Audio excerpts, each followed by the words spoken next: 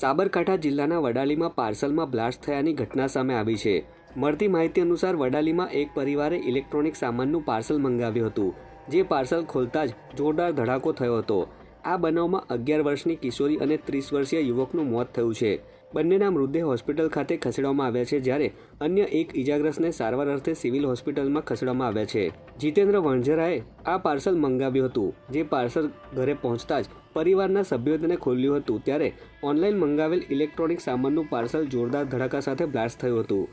આ દુર્ઘટનામાં 2 લોકોના મોત થયા છે, જ્યારે 2 લોકોની હાલત ગંભીર છે। આ ઘટનાને લઈ ગામ લોકોમાં ફફડાટ વ્યાપી ગયો છે। સમગ્ર મામલે હાલ તો પોલીસ દ્વારા વધુ તપાસ હાથ ધરવામાં આવી છે।